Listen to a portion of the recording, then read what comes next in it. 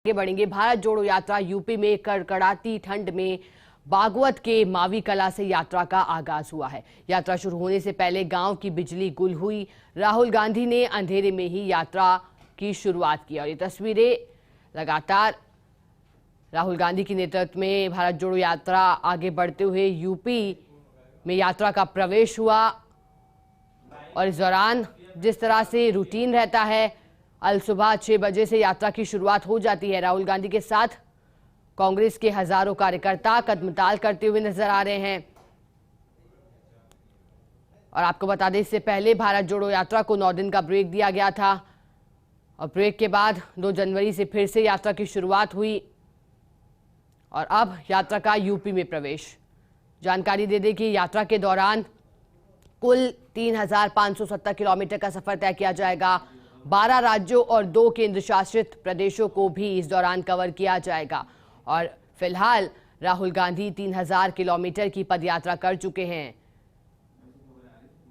और राहुल गांधी को लगातार जन समर्थन मिल रहा है। कांग्रेस पार्टी इन बातों का लगातार दावा करती आई है, लेकिन विपक्ष जो है वो राहुल गांधी की भारत जोड़ो यात्रा को लेकर उन पर हमलावर है। चाहे भारत जोड़ो यात्रा के दौरान जिस तरह से राहुल गांधी के टी-शर्ट की चर्चा की गई, या फिर बात ये भी सामने आई कि भारत जोड़ो यात्रा के दौरान कोरोना प्रोटोकॉल की पालना राहुल गांधी को करनी चाहिए, क्योंकि स्वास्थ्य मंत्री मनसुख मांडविया ने उन्हें चिट्ठी भी लिखी थी इसको लेकर के कि या तो भारत जोड़ो यात्रा को रोका जाए या फिर कोविड प्रोटोकॉल की पालना की जाए। जिसके बाद राहुल गांधी ने भी पलटवार किया था और कहा था कि भारत जोड़ो यात्रा को नहीं रोका जा सकता और यात्रा जारी रहने वाली है। लेकिन आज अंधेरे में ही यात्रा की शुरुआत राहुल गांधी ने की। यूपी में यात्रा का प्रवेश हुआ है, जहां पर बीजेपी की सरकार है और यहां देखने वाली बात ही रहेगी कि इस तरह का समर्थन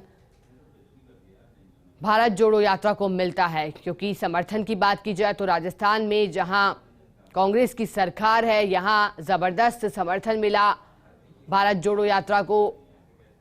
जब 16 दिसंबर को 100 दिन पूरे हुए थे तो कई कार्यक्रम भी रखे गए थे इस अवसर पर और इस दौरान प्रेस कॉन्फ्रेंस का भी आयोजन किया था। प्रेस से मुखातिब हुए थे राहुल गांधी और उन्होंने भारत जोड़ो यात्रा को लेकर कहा था कि इस यात्रा से मुझे व्यक्तिगत रूप से बहुत कुछ सीखने को मिल रहा है, लेकिन व्यक्तिगत तौर पर राहुल गांधी को जिस तरह का फायदा हो रहा है, जैसा वो कहते आए हैं, अब देखना होगा कि पार्टी को इसका कितना फायदा होता है, पार्टी कितनी मजबूत होती है, या फिर जो चुनाव हैं जो इस साल होने वाले हैं, चाहे बात राजस्थान के चुनाव की जाए या फिर मध्य प्रदेश के या छत्तीसगढ़ के, इन चुनावों में कांग्रेस पार्टी को कितना फायदा इस यात्रा से होता है। और इसी पर हमें अधिक जानकारी देने के लिए कंसल्टिंग एडिटर अमित मिश्रा हमारे साथ जुड़ गए हैं। अमित जी, देखिए, हम देख पा रहे हैं तस्वीरें, यूपी में भारत जोड़ो यात्रा का प्रवेश हो गया है, लेकिन सबसे बड़ी बात यह कि अंधेरे में ही यात्रा की शुरुआत हुई है। इसको लेकर के क्या पूरी कहानी है अमित जी? आखिरकार अंधेरे में क्यों यात्रा की शुरुआत करनी पड़ी? क्या वहां पर बत्ती गुल थी, बिजली गुल थी, जैसा कि जानकारी भी सामने आ रही है? बिल्कुल, देखिए, जिस तरह से ये तो यात्रा का समय जो है वो लगभग 6 बजे, 6:15 बजे के बीच शुरू होता है और उस वक्त जो दिल्ली और उसके आसपास के इलाके हैं वहाँ सूर्योदय नहीं होता है, काफी घना कोहरा है यहाँ। तो एक ये वजह है। दूसरी महत्वपूर्ण वजह ये है कि जो इलाके हैं जहाँ से यात्रा गुजरनी थी और प्रशासन को पता था कि इस रूट से यात्रा गुजरेगी, वहाँ माकूल बिजली के इंतजाम नहीं थे। जो इलेक्ट्रिसिटी के स्ट्रीट लाइट्स होते हैं वो सब चीजें जो थी वो है तो मौजूद, लेकिन उसमें बिजली की जो व्यवस्था है वो नहीं मौजूद थी। बहुत जगहों पर ये पाया गया है।